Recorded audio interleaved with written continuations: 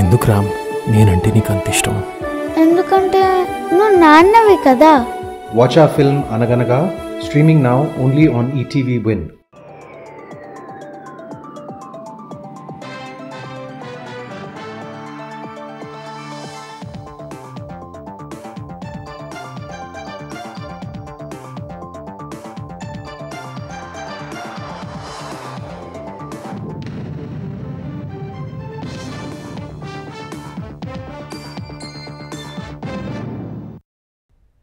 నమస్కారం, ETV news కి స్వాగతం. ముందుగా ముఖ్యాంశాలు. ఆగమనంలోనే అత్యంత ప్రభావం చూపుతున్న నైరుతి. ముంబైని ముంచెత్తిన కుంభవృష్టి, అస్తవ్యస్తమైన జనజీవనం.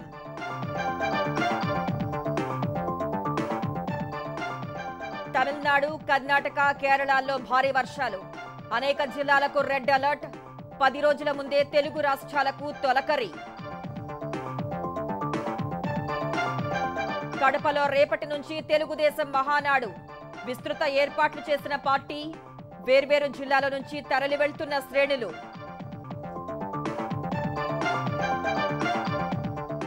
క్వాడ్స్ అక్రమ తవ్వకాల కేసులో మాజీ మంత్రి కాకాణికి 14 రోజుల రిమాండ్. నెల్లూరు జిల్లా జైలుకు తరలించిన పోలీసులు.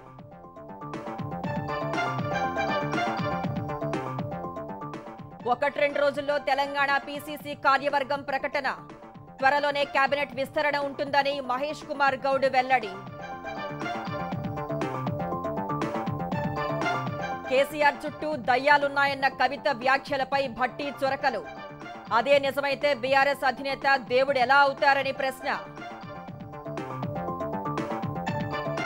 తెలుగు రాష్ట్రాల్లో థియేటర్ల బంద్ దుష్ప్రచారమేనన్న దిల్ రాజు.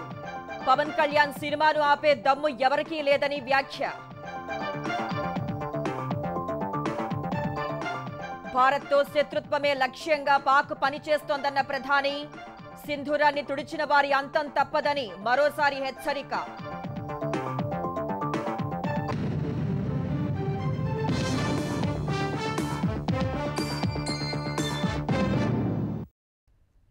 నైరుతి రుతుపవనాల ప్రభావంతో దక్షిణాది రాష్ట్రాల్లో కురుస్తున్న భారీ వర్షాలు జనజీవనంపై తీవ్ర ప్రభావాన్ని చూపుతున్నాయి. ముంబైని గంటల వ్యవధిలోనే వరుణుడు ముంచెత్తగా రహదారులు చెరువుల్ని తలపిస్తున్నాయి. లోతట్టు ప్రాంతాలను వరద ముంచెత్తగా ప్రజలు తీవ్ర ఇబ్బందులు ఎదుర్కొంటున్నారు. రహదారులపై నీరు చేరి రాకపోకలు స్తంభించగా మెట్రో సర్వీసులపై కూడా వరద ప్రభావం పడింది. తమిళనాడు, కర్ణాటక, కేరళలో సైతం భారీ వర్షాలు కురుస్తుండగా అధికార యంత్రాంగం అప్రమత్తమై సహాయక చర్యలు చేపట్టింది. ఆయా రాష్ట్రాల్లో పలు జిల్లాలకు రెడ్ అలర్ట్ జారీ చేశారు. అంచనాల కంటే ముందే వచ్చిన నైరుతి రుతుపవనాల ప్రభావంతో దక్షిణాది రాష్ట్రాల్లో భారీ వర్షాలు కురుస్తున్నాయి. గత 75 ఏళ్లలో నైరుతి రుతుపవనాలు ఇంత త్వరగా ముంబైని తాకడం ఇదే మొదటిసారి కాగా గత అర్ధరాత్రి నుంచి ఈ ఉదయం 11 గంటల సమయానికి 20 సెంటీమీటర్ల సగటు వర్షపాతం నమోదైంది. నారిమన్ పాయింట్ స్టేషన్లో 25 సెంటీమీటర్ల అత్యధిక వర్షపాతం నమోదైతే బైకుల్లా ఈవాడ్లో 21, కొలాబాలో 20 సెంటీమీటర్ల వర్షపాతం నమోదైంది.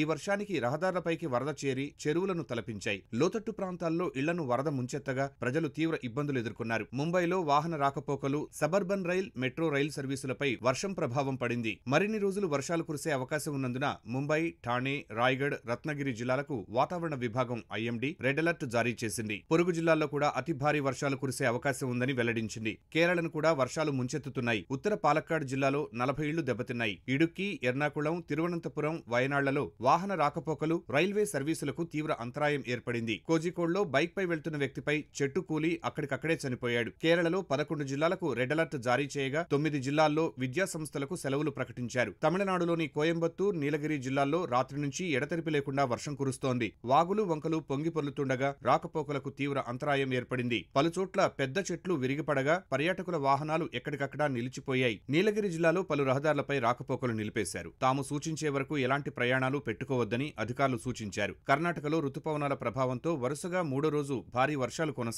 దక్షిణ కన్నడ జిల్లా సహా తీర ప్రాంతాలకు ఐఎండీ 5 రోజులు రెడ్ అలర్ట్ జారీ చేసింది. ఆయా రాష్ట్రాల్లోని వరద ప్రభావ ప్రాంతాల్లో ఎన్డీఆర్ఎఫ్, ఎస్డీఆర్ఎఫ్ బృందాలు సహాయ చర్యలు చేపట్టాయి. లోతట్టు ప్రాంతాల్లోని ప్రజలను సురక్షిత ప్రాంతాలకు తరలిస్తున్నాయి.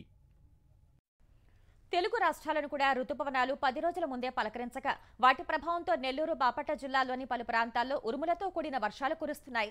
రాయలసీమలో ఓ మోస్తరు నుంచి భారీ వర్షాలు కురుస్తున్నాయి.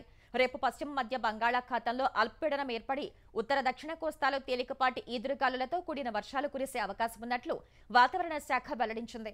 ఈ మేరకు ఏపీలో ఎల్లో హెచ్చరికలు జారీ చేసింది. ద్రోణి కారణంగా తెలంగాణలోని పలు జిల్లాల్లో విస్తారంగా వర్షాలు కురుస్తున్నాయి. హైదరాబాద్లోని పలు ప్రాంతాల్లో మోస్తరు వాన కురిసింది. మరో 4 రోజుల్లో వికారాబాద్, సంగారెడ్డి, మెదక్, కామారెడ్డి, ఉమ్మడి మహబూబ్ నగర్ జిల్లాల్లో భారీ నుంచి అతి భారీ వర్షాలు పడనున్నట్లు వాతావరణ శాఖ వివరించింది.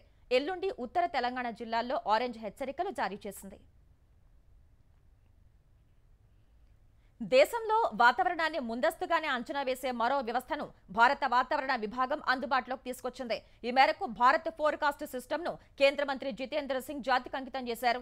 ఇప్పటి వరకు ఉన్న అంచనా కంటే ఈ వ్యవస్థ ద్వారా మరింత లోతుగా ముందస్తుగానే సమాచారం ఇచ్చే అవకాశం ఉంటుందని జితేందర్ సింగ్ తెలిపారు.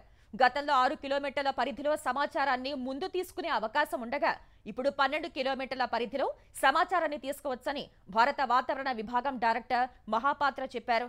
ఇప్పటివరకు క్లస్టర్ ఆధార అంచనాలుంటే కొత్త వ్యవస్థ ద్వారా గ్రామాల వారీగా అంచనాలు ఇవ్వవచ్చని ఈ వ్యవస్థ రూపకల్పనలో కీలక పాత్ర పోషించిన ఐఐటిఎం పుణె డైరెక్టర్ సూర్య చంద్రరావు చెప్పారు. వ్యవసాయ పనులకు, చేపలు పట్టే వారికి, విపత్తు నిర్వహణ సంస్థకు, నౌక, వాయు, జనాలకు కనీసం 5 రోజుల ముందే పక్కా సమాచారం ఇచ్చి ముందస్తు జాగ్రత్తలు తీసుకునే అవకాశాన్ని కల్పించవచ్చని వివరించారు.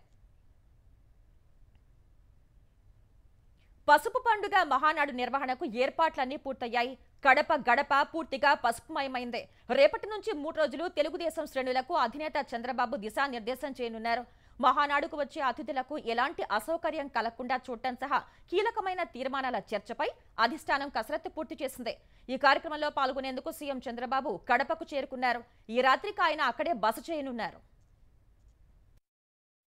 సుస్థిర ప్రభుత్వంతోనే స్వర్ణాంధ్ర కల సాకారం అనే నినాదంతో కడపలో నిర్వహించ తలపెట్టిన మహానాడుకు సర్వం సిద్ధమైంది. రేపటి నుంచి 3 రోజులు జరిగే మహానాడు కోసం కడప నగరాన్ని తోరణాలు, కటౌట్లు, ఫ్లెక్సీలతో పసుపుమయంగా తీర్చిదిద్దారు. సభా ప్రాంగణానికి వెళ్లే మార్గాలు, నగరంలోని ప్రధాన కూడళ్లు, ఇతర ప్రాంతాల్లో తెలుగుదేశం జెండాలు రెపరెపలాడుతున్నాయి. కమలాపురం నియోజకవర్గం పబ్బాపురం సమీపంలోని 150 ఎకరాల విస్తీర్ణంలో మహానాడును నిర్వహించనున్నారు. ఇందుకోసం 400 మంది కూర్చునేలా ప్రధాన వేదికను సిద్ధం చేశారు. 20 నుంచి 25,000 మంది ప్రతినిధులు ఈ కార్యక్రమానికి హాజరవుతారని పార్టీ వర్గాలు భావిస్తున్నాయి. పార్టీ శ్రేణులకు అసౌకర్యం కలగకుండా, వర్షం వచ్చినా తడవకుండా జర్మన్ షెడ్లు ఏర్పాటు చేశారు. భోజనాలకు ప్రత్యేక కౌంటర్లు, పార్కింగ్ కోసం 540 ఎకరాలను సిద్ధం చేశారు. 5,000 మంది పోలీసులతో పటిష్ట బందోబస్తు నిర్వహిస్తున్నారు. సీసీ కెమెరాలు, డ్రోన్లతో నిఘా ఉంచారు. ఇప్పటికే కడపకు చేరుకున్న మంత్రులు ఏర్పాట్లు పరిశీలించి పలు సూచనలు చేశారు. మంత్రి నిమ్మల రామానాయుడు పారపట్టి మట్టి కుప్పలను చదును చేశారు. గతంలో జరిగినటువంటి మహానాడుని మించి కడప మహానాడు జరిగేటువంటి విధంగా ఇక్కడ కడప నాయకులు కానీ, రాయలసీమ నాయకులు కూడా పెద్ద ఎత్తున ఇన్వాల్వ్ అయ్యి ప్రతి కమిటీని కూడా భుజస్కంధాలు వేసుకుని పనిచేస్తూ ఉన్నారు. అందుకే ఈవేళ ఇంత పెద్ద మహా కార్యక్రమం ఇంత పెద్ద ఎత్తున జరగడానికి ఇది ఒక కారణం. 3 రోజులు జరిగే మహానాడులో రేపు ఉదయం 11 గంటలకు సభాధ్యక్షుడి హోదాలో చంద్రబాబు ప్రసంగిస్తారు. తర్వాత తీర్మానాలపై చర్చ ఉంటుంది. నారా లోకేష్ సూచనల మేరకు 6 సూత్రాలకు ప్రాధాన్యత ఇవ్వనున్నారు. తెలుగు జాతి విశ్వఖ్యాతి, స్త్రీ శక్తి, పేదల సేవలో సోషల్ రీ ఇంజనీరింగ్, యువగళం, అన్నదాతకు అండా, కార్యకర్తే అధినేత అనే 6 అంశాలతో టీడీపీకి నవతరం లుక్ తీసుకురానున్నారు. మహానాడు తొలి రోజు ప్రతినిధుల సభ పార్టీ సంస్థాగత నిర్మాణంపై దిశానిర్దేశం చేస్తారు. రెండో రోజు సంక్షేమం, అభివృద్ధి పథకాలపై చర్చిస్తారు. 3వ రోజు 5 లక్షల మందితో బహిరంగ సభ జరగనుంది. క్వాడ్స్ అక్రమ తవ్వకాల కేసులో వైసీపీ నేత, మాజీ మంత్రి కాకాణి గోవర్ధన్ రెడ్డికి వెంకటగిరి కోర్టు 14 రోజుల రిమాండ్ విధించింది. అక్రమ మైనింగ్ కేసులో A4గా ఉన్న కాకాణి గోవర్ధన్ రెడ్డిని నిన్న బెంగళూరులో అదుపులోకి తీసుకున్నారు. 55 రోజులుగా అజ్ఞాతంలో ఉంటూ 2 రోజులకు మకాం మారుస్తూ దాగుడు మూతలాడిన ఆయనను బెంగళూరు సమీపంలోని ఓ రిసార్ట్స్ లో పట్టుకున్నారు. అక్కడి నుంచి నెల్లూరులోని జిల్లా పోలీస్ శిక్షణా కేంద్రానికి తరలించారు. ఈ ఉదయం వెంకటగిరి కోర్టులో హాజరుపరిచారు. తవ్వకాలకు పేలుడు పదార్థాలు వినియోగించడం సహా గిరిజనుల్ని బెదిరించారని ఆయనపై పోలీసులు అభియోగాలు నమోదు చేశారు. ఈ అభియోగాలను పరిశీలించిన న్యాయమూర్తి కాకాణికి రిమాండ్ విధిస్తూ ఆదేశాలు జారీ చేశారు.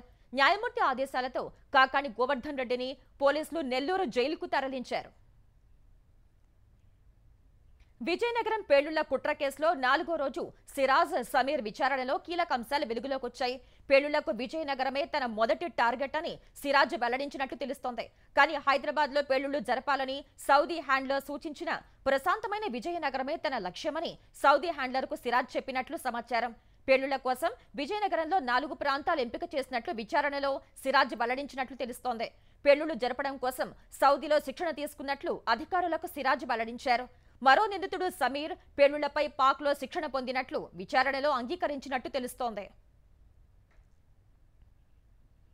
తెలంగాణ పీసీసీ కార్యవర్గం ప్రకటన నేడో రేపో ఉంటుందని టీపీసీసీ అధ్యక్షుడు మహేష్ కుమార్ గౌడ్ తెలిపారు. ఢిల్లీలో కాంగ్రెస్ అగ్రనేత రాహుల్ గాంధీని కుటుంబ సమేతంగా కలిసిన మహేష్ గౌడ్ తెలంగాణలో మంత్రివర్గ విస్తరణ సహా టీపీసీసీ కార్యవర్గంపై చర్చించినట్లు తెలిపారు. కేబినెట్ కూర్పు త్వరలో చేస్తామని రాహుల్ గాంధీ చెప్పినట్లు భేటీ తర్వాత మహేష్ గౌడ్ తెలిపారు.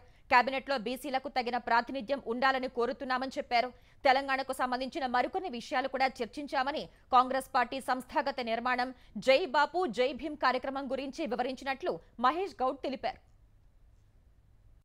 తెలంగాణ రాష్ట్ర విషయానికి వచ్చిన కొన్ని విషయాలు కూడా వారికి చెప్పడం జరిగింది. వీలైన త్వరలో కేబినెట్ కూర్పు కూడా చేయాల్సిందిగా వారికి మనవి చేయడం జరిగింది. వారు త్వరలోనే చేస్తామనే మాట కూడా చెప్పడం జరిగింది. కేసీ వేణుగోపాల్ గారు అన్ని డీటెయిల్ గా మాట్లాడినట్టుగా తెలుస్తా ఉంది. మొత్తానికి త్వరలో ఇవన్నీ కూడా కార్యక్రమాలు కమిటీతో పాటు మిగతా కార్యక్రమాలు జరుగుతాయని ఆశిస్తా ఉన్నాం. క్యాబినెట్ విషయానికి వస్తే మా అభిప్రాయాలు ఆల్రెడీ చెప్పడం జరిగింది. 2 మార్లు ఆర్గనైజేషన్ ఇన్ఛార్జ్ వేణుగోపాల్కి చెప్పడం జరిగింది. ఖర్గే, రాహుల్ గాంధీ కూడా చెప్పడం జరిగింది. వీలైన త్వరలో వారు చేస్తారని ఆశిస్తా ఉన్నాం. క్యాబినెట్లో బీసీలకు ప్రాతినిధ్యం ఉండాలని కోరుతూనే ఉన్నాం. అయిపోద్ది, పీస్ కార్యం కూడా ఇవాళ రేపట్లో అయిపోతుంది. కేసీఆర్ చుట్టూ దయ్యాలున్నాయని, కేసీఆర్ మాత్రం దేవుడన్న కవిత వ్యాఖ్యలపై ఉప ముఖ్యమంత్రి భట్టి విక్రమార్క వ్యంగ్యాస్త్రాలు సంధించారు. చుట్టూ దయ్యాలుంటే కేసీఆర్ మాత్రం దేవుడు ఎలా అవుతారని ప్రశ్నించారు. నాగర్ కర్నూలు జిల్లా బల్మూరు మండలం గట్టుతుమ్మెన్ సహా పలు గ్రామాల్లో సబ్స్టేషన్లను మరో మంత్రి జూపల్లి కృష్ణారావుతో కలిసి భట్టి వర్చువల్ గా ప్రారంభించారు. పలు విద్యుత్ సబ్స్టేషన్లకు శంకుస్థాపనలు చేశారు. 10 ఏళ్లు రాష్ట్రాన్ని పాలించిన కేసీఆర్ కలలో కూడా ఊహించని ఎన్నో పథకాలను కాంగ్రెస్ సర్కార్ పేదలకు అందిస్తోందని భట్టి వివరించారు. ఒక సంవత్సరం తర్వాత మామూలుగా పడుకున్నటువంటి పెద్ద మనిషి బయటకు వచ్చి ఓ సమావేశం పెట్టుకొని నాకు దుఃఖం వస్తుంది అన్నట్టు. దేనికి దుఃఖం? ప్రజలందరికీ ఈ రాష్ట్ర ప్రభుత్వం ఇచ్చే పథకాలన్నీ అందుతూ ఉన్నాయి. వాళ్ళందరూ బాగుపడిపోతా ఉన్నారు, ఆనందంగా ఎదుగుతా ఉన్నారు, కావాల్సినవన్నీ అందుతా ఉన్నాయి. అన్ని అందితే మన దగ్గరికి కూడా వస్తున్నారని బాధ, దుఃఖం తప్ప నీకు ఇంకేం దుఃఖం ఉంది? ఈ తెలంగాణ భవిష్యత్తుని ఎదుగుదలని నువ్వు కాదు, నీలాంటి వాళ్ళు 100 మంది ఏడ్చితే కూడా ఆగదు అని చెప్పి చాలా స్పష్టంగా చెప్పదలుచుకున్నాను. ఎందుకు రామ్ నేనంటే నీకు అంత ఇష్టం? ఎందుకంటే నువ్వు నాన్నవి కదా. Watch our film Anaganaga, streaming now only on ETV Win. సినీ పరిశ్రమ సమస్యలపై అందరూ కలిసి వస్తే చర్చకు సిద్ధంగా ఉన్నామని ఏపీ సినిమాటోగ్రఫీ శాఖల మంత్రి కందుల దుర్గేష్ స్పష్టం చేశారు. సినీ పరిశ్రమ అభివృద్ధి కోసం కూటమి ప్రభుత్వం పనిచేస్తోందని తెలిపారు. సినీ పరిశ్రమ కోసం కొత్త పాలసీని తీసుకువస్తామని, నిర్మాతలు, డిస్ట్రిబ్యూటర్లు, ఎగ్జిబిటర్లు కలిసికట్టుగా వస్తే చర్చిద్దామని అన్నారు. సినీ పరిశ్రమ విషయంలో రాజకీయ లబ్ధి పొందాలనుకున్న వైసీపీ మాజీ మంత్రి వాస్తవాలు తెలుసుకుని మాట్లాడాలని సూచించారు. పవన్ కళ్యాణ్ సినిమా విడుదల సమయంలోనే సినీ పరిశ్రమ బంద్ అంశం ఎందుకు తెరపైకి వచ్చిందని మంత్రి ప్రశ్నించారు. సినిమా ఇండస్ట్రీలో కొంతమంది మేము ఎలా అయినా చేసుకోగలం, మేమే చేసుకోగలం, మాకు సహకారం అవసరం లేదు అంటే మరి ఏ ప్రయోజనాన్ని ఆశించే వారు ఆ మాట అన్నారో నాకు తెలియదు. ప్రతిసారి మీరు ఎవరుంటే ఆ ప్రభుత్వం ఉంటే వాళ్ళ దగ్గరికి వెళ్ళి దేహి అని అడగక్కర్లేదు. మీరు ఏ సినిమాకి ఎంత పెంచాలి, లేకపోతే సింగిల్ థియేటర్స్ ఉన్నటువంటి వాళ్ళందరికీ కూడా ఇబ్బంది ఉంది, నో డౌట్. అందులో మనం పరిష్కరించుకోవడానికి ఒక పాలసీ తీసుకురావడానికి మేము సిద్ధంగా ఉన్నాం అనేటువంటి మాట చెప్తున్నాం. మేము త్వరలో వారందరితో కూర్చుని మాట్లాడడానికి కూడా సిద్ధంగా ఉన్నాం. ఈ సందర్భంలో హరిహర వీరమల్లు సినిమా విడుదల సందర్భంగానే బంద్ అనేటువంటి అంశం ఎందుకు తెర మీదకి వచ్చింది? మీరు ఇప్పుడు తీసుకున్న నిర్ణయమే అప్పుడు చేసి ఉండొచ్చు కదా. జూన్ 1 నుంచి థియేటర్లు బంద్ అని దుష్ప్రచారం చేశారని సినీ నిర్మాత దిల్ రాజు అన్నారు. తూర్పుగోదావరి జిల్లాలో మొదలైన చిన్న విషయం రాష్ట్రమంతా ప్రచారం చేశారని తెలిపారు. పవన్ కళ్యాణ్ సినిమా ఆపే దమ్ము ధైర్యం ఎవరూ చేయరని స్పష్టం చేశారు. ఏపీ ప్రభుత్వానికి రాంగ్ కమ్యూనికేషన్ వెళ్లిందని, అందుకే మంత్రి స్పందించారని చెప్పారు. సినీ పరిశ్రమ మేలు కోసం పవన్ కళ్యాణ్ ఎంతో చేశారని పేర్కొన్నారు. సినిమా వాళ్లకు 2 తెలుగు ప్రభుత్వాలు ఎంతో ముఖ్యమని తెలిపారు. 2 ప్రభుత్వాలు సినీ పరిశ్రమకు అండగానే ఉన్నాయని, పర్సంటేజ్, రెంట్ అంటూ మాలోనే విభేదాలున్నాయని తెలిపారు. నిర్మాతలు, ఎగ్జిబిటర్ల సమస్యలపై ప్రభుత్వాలతో మాట్లాడతామని, సినీ పరిశ్రమపై నెగటివ్ ప్రచారం చేయవద్దని దిల్ రాజు కోరారు. కళ్యాణ్ గారి సినిమా ఆపే దమ్ము ధైర్యం ఎవ్వడు ఆలోచించడు. సినిమా వాళ్ళకి 2 ప్రభుత్వాలు చాలా ఇంపార్టెంట్. ఇండస్ట్రీకి ఏది కావాలన్నా యూనిటీ, అక్కడే యూనిటీ ఉండదు. ఛాంబర్లోనే కొట్టుకుంటాం. ఒకరు పర్సంటేజ్ కావాలంటారు, ఒకరు రెంట్ కావాలంటారు, ఇంకొకరు ఇంకేదో అడుగుతారు, ఇంకొకరు వద్దంటారు. మాకు అక్కడ యూనిటీ ఉన్నప్పుడే ప్రభుత్వాల దగ్గరికి వెళ్ళి చేసుకోగలుగుతాం. సో ఇప్పటికన్నా ఈ ఎపిసోడ్కి తెరదించి నెక్స్ట్ ఎగ్జిబిటర్స్కి ఏదైతే ప్రాబ్లమ్స్ ఉన్నాయన్నారో 30th ఛాంబర్లో ఈసీ మీటింగ్ ఉంది. నిర్ణయాలు తీసుకొని కమిటీ వేసుకొని ఆ కమిటీ ద్వారా ఇప్పుడు ప్రభుత్వాలకి మేము చెప్పి వాళ్ళ సమస్యలు సాల్వ్ చేయించి ముందుకెళ్తాం. ఫార్ములా ఈ రేస్ కేసులో బీఆర్ఎస్ కార్యనిర్వాహక అధ్యక్షుడు కేటీఆర్ కు మరోసారి ఏసీబీ నోటీసులు ఇచ్చింది. ఈ నెల 28న ఫార్ములా ఈ కేసులో విచారణకు హాజరు కావాలని నోటీసులో అధికారులు పేర్కొన్నారు. అయితే బీఆర్ఎస్ పార్టీ రజతోత్సవం సందర్భంగా డల్లాస్ యూకేలో జరిగే కార్యక్రమాల్లో పాల్గొనేందుకు ఈ నెల 28న విదేశీ పర్యటనకు వెళ్తున్నానని, ఆ తర్వాత విచారణకు హాజరవుతానని సమాచారం ఇచ్చినట్లు ఎక్స్లో కేటీఆర్ వెల్లడించారు. రాజకీయ వేధింపుల్లో భాగంగానే నోటీసులు ఇచ్చారని కేటీఆర్ ఆరోపించారు. రాజకీయ కక్ష కోసం తహతహలాడుతున్నారని విమర్శించారు. కాంగ్రెస్ అభయహస్తం మేనిఫెస్టో శతాబ్దపు అతిపెద్ద మోసమని బీఆర్ఎస్ కార్యనిర్వాహక అధ్యక్షుడు కేటీఆర్ విమర్శించారు. తెలంగాణ భవన్లో గద్వాల బీఆర్ఎస్ కార్యకర్తలతో కేటీఆర్ సమావేశమయ్యారు. ఈ సందర్భంగా ఆయన సమక్షంలో గద్వాలకు చెందిన కాంగ్రెస్, బీజేపీ నేతలు బీఆర్ఎస్ లో చేరారు. జూన్లో సభ్యత్వ నమోదు కార్యక్రమం చేపడతామన్న కేటీఆర్ బూత్ స్థాయి నుంచి కమిటీలు ఏర్పాటు చేస్తామని తెలిపారు. 10 ఏళ్లలో బాగా అభివృద్ధి చెందిన తెలంగాణను కాంగ్రెస్ వెనక్కి నెట్టేసిందని కేటీఆర్ మండిపడ్డారు. ఒకనాడు మన నినాదం తెలంగాణ ఉద్యమంలో నీళ్లు, నిధులు, నియామకాలు. ఇలా రేవంత్ రెడ్డి ప్రభుత్వం వచ్చినాక ఏమైపోయింది? ఆ నినాదం మారిపోయింది. ఇప్పుడు ఏమిటి తెలుసా? కొత్త నినాదం బీఆర్ఎస్ మీద నిందలు, బిల్డర్లతో కాంట్రాక్టర్లతో దందాలు, రాహుల్ గాంధీకి చందాలు. నిందలు, దందాలు, చందాలు. ఏ 10 మంది మన పార్టీ నుంచి పోయినరో ఇప్పటి రోజున ఉప ఎన్నికల్లో గద్వాలతో సహా కర్రుగాల్చి వాత పెట్టడమే ఉపాయం తప్ప వేరేం లేదు. ఎవడు మనోడో, ఎవడు దుర్మార్గంగా మనతో నుండి వెన్నుపోటు పొడిచేటోడో మనకు అర్థమైంది. సిరిసిల్లలో ఎమ్మెల్యే కేటీఆర్ క్యాంప్ కార్యాలయంలో ముఖ్యమంత్రి ఫోటో పెట్టేందుకు కాంగ్రెస్ కార్యకర్తలు చేసిన ప్రయత్నం తీవ్ర ఉద్రిక్తతకు దారితీసింది. ఎమ్మెల్యే కేటీఆర్ క్యాంప్ కార్యాలయంలో తెలంగాణ తల్లి సీఎం రేవంత్ రెడ్డి ఫోటో పెట్టడానికి కాంగ్రెస్ నాయకులు వెళ్లగా బీఆర్ఎస్ నాయకులు అడ్డుకున్నారు. ఈ క్రమంలో జరిగిన తోపులాటలో సీఎం రేవంత్ రెడ్డి ఫోటో కింద పడి ముక్కలైంది. ఈ పరిణామంతో ఆగ్రహించిన కాంగ్రెస్ కార్యకర్తలు ఆందోళనకు దిగడంతో ఇరు వర్గాల మధ్య తీవ్ర వాగ్వివాదం జరిగింది. ఒక దశలో పోలీసులు లాఠీచార్జ్ చేసి ఇరు వర్గాలను చెదరగొట్టారు. ఈ ఘటనలో సిఐ కృష్ణ, బీఆర్ఎస్ పట్టణ అధ్యక్షుడు జందం చక్రపాణి సహా పలువురికి గాయాలయ్యాయి. నకిలీ ఇళ్ల పట్టాల కేసులో నిందితుడిగా ఉన్న వల్లభనేని వంశీకి గుంటూరు జీజీహెచ్లో శ్వాసకోశ సంబంధిత వైద్య పరీక్షలు నిర్వహించి మళ్లీ విజయవాడ జైలుకు తరలించారు. వంశీ గత కొంతకాలంగా శ్వాసకోశ సంబంధిత సమస్య వస్తోందని చెబుతున్నారు. 3 రోజుల కిందట కంకిపాడు పోలీస్ స్టేషన్లో పోలీసులు విచారిస్తున్న సమయంలో వంశీ తీవ్ర అస్వస్థకు గురయ్యారు. పల్మనాలజీకి సంబంధించిన వైద్య సేవలు విజయవాడలో అందుబాటులో లేనందున పోలీసులు ఉదయం వంశీని గుంటూరు జీజీహెచ్కు తీసుకువచ్చారు. అక్కడ ఆయనకు వైద్య పరీక్షలు నిర్వహించిన వైద్యులు ప్రస్తుతం వంశీ ఆరోగ్య పరిస్థితి నిలకడగానే ఉందని తెలిపారు. ఆసుపత్రిలో అడ్మిట్ చేసుకుని చికిత్స చేయాల్సిన అవసరం లేదని జీజీహెచ్ సూపరింటెండెంట్ రమణ వెల్లడించారు. గోదావరిలో స్నానం చేయడానికి వెళ్లి 8 మంది యువకులు నదిలో గల్లంతైన ఘటన అంబేద్కర్ కోనసీమ జిల్లా ముమ్మిడివరం మండలం కమినిలంకలో చోటు చేసుకుంది. కె గంగవరం మండలం సేరులంకలో శుభకార్యానికి వచ్చిన యువకుల్లో 11 మంది స్నానం చేసేందుకు గోదావరిలో దిగారు. ఈ క్రమంలో 8 మంది గల్లంత కాగా 3 యువకులు సురక్షితంగా బయటపడ్డారు. గల్లంతైన యువకులు కాకినాడ, రామచంద్రపురం, మండపేటకు చెందిన వారిగా గుర్తించారు. గల్లంతైన వారి కోసం పోలీసులు, స్థానికులు గాలింపు చర్యలు చేపట్టారు. యువకుల గల్లంతుపై సీఎం చంద్రబాబు దిగ్భ్రాంతి వ్యక్తం చేశారు. జిల్లా కలెక్టర్తో ఫోన్లో మాట్లాడి వివరాలు తెలుసుకున్నారు. యువకుల్ని రక్షించేందుకు అన్ని చర్యలు తీసుకోవాలని ఆదేశించారు.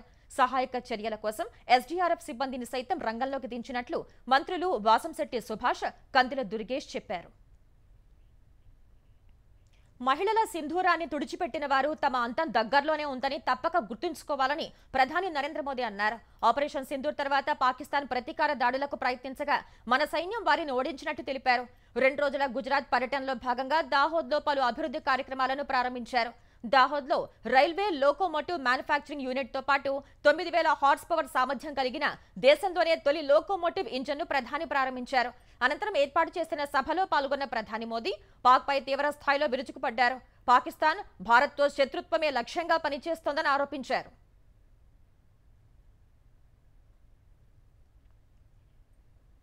అంతకుముందు వడోదరలో ప్రధాని మోదీ భారీ రోడ్ షో నిర్వహించారు. ఆపరేషన్ సింధూర్ తర్వాత తొలిసారి గుజరాత్ పర్యటనకు వెళ్లిన ప్రధానికి ఘన స్వాగతం లభించింది. వడోదర విమానాశ్రయం నుంచి కిలోమీటర్ దూరంలో ఉన్న వైమానిక కేంద్రం వరకు రోడ్ షో నిర్వహించారు. ఈ సందర్భంగా ప్రధాని మోదీపై స్థానికులు పూలవర్షం కురిపించారు. ప్రజలు త్రివర్ణ పతాకాలను చేతబూని సైన్యానికి అనుకూలంగా నినాదాలు చేశారు. ఆపరేషన్ సింధూర్ సందర్భంగా నిర్వహించిన మీడియా సమావేశంలో వివరాలు వెల్లడించిన సైనికాధికారి కర్నల్ సోఫియా ఖురేషీ కుటుంబం రోడ్ షోలో పాల్గొంది. ఆమె తల్లిదండ్రులు, సోదరుడు మహమ్మద్ సంజయ్ ఖురేషీ, సోదరి షైనా సున్సారాలు ప్రధాని మోదీపై పూలవర్షం కురిపించారు. మోదీ నాయకత్వంలో ఆపరేషన్ సింధూర్ విజయవంతమైందని కర్నల్ సోఫియా ఖురేషీ కుటుంబ సభ్యులు కొనియాడారు.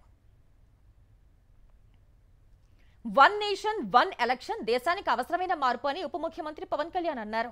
భారత్కున్న సామర్థ్యం రీత్యా వన్ నేషన్ వన్ ఎలక్షన్ ఆచరణ సాధ్యమేనన్నారు. చెన్నైలో వన్ నేషన్ వన్ ఎలక్షన్ పై నిర్వహించిన సెమినార్లో పవన్ మాట్లాడారు.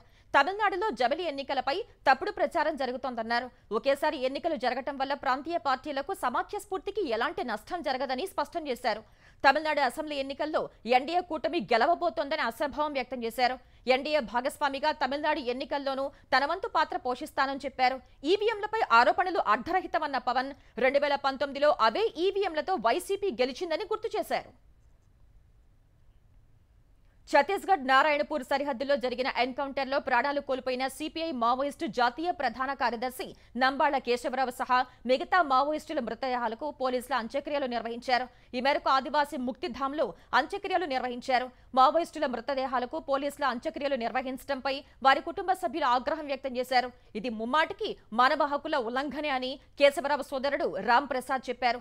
కనీసం తమ వారిని చూడటానికి సైతం పోలీసులు అనుమతి ఇవ్వలేదని ఆవేదన వ్యక్తం చేశారు. మృతదేహాలను కుటుంబీకులకు అప్పగించకుండా అంత్యక్రియలు నిర్వహించడంపై సుప్రీంకోర్టును ఆశ్రయిస్తామని రామ్ ప్రసాద్ వెల్లడించారు. ప్రపంచంలో భారత్ 4వ అతిపెద్ద ఆర్థిక వ్యవస్థగా అవతరించడం సహా యూరోపియన్ యూనియన్ పై సుంకాల విధింపును అమెరికా వాయిదా వేసిన వేళ దేశీయ స్టాక్ మార్కెట్లు లాభాల్లో ముగిశాయి. క్రితం సెషన్లో 769 పాయింట్లు పెరిగిన స్టాక్ ఎక్స్చేంజ్ సూచీ సెన్సెక్స్ ఇవాళ మరో 455 పాయింట్లు ఎగబాకింది. ఈ ఉదయం 81,929 పాయింట్ల వద్ద ప్రారంభమైన సూచీ మొదటి నుంచి లభించిన కొనుగోళ్ల మద్దతుతో ఉత్సాహంగానే సాగింది. ఒక దశలో స్వల్పంగా తగ్గి 81,867 పాయింట్ల కనిష్ట స్థాయిని తాకిన సూచీ తర్వాత వెనుతిరిగి చూసుకోలేదు. ఈ క్రమంలో 82,492 పాయింట్ల గరిష్ట స్థాయిని తాకిన సూచీ చివరకు 82,176 పాయింట్ల వద్ద స్థిరపడింది. జాతీయ స్టాక్ ఎక్స్చేంజ్ సూచీ నిఫ్టీ 148 పాయింట్లు పెరిగి 25,001 పాయింట్ వద్ద ముగిసింది.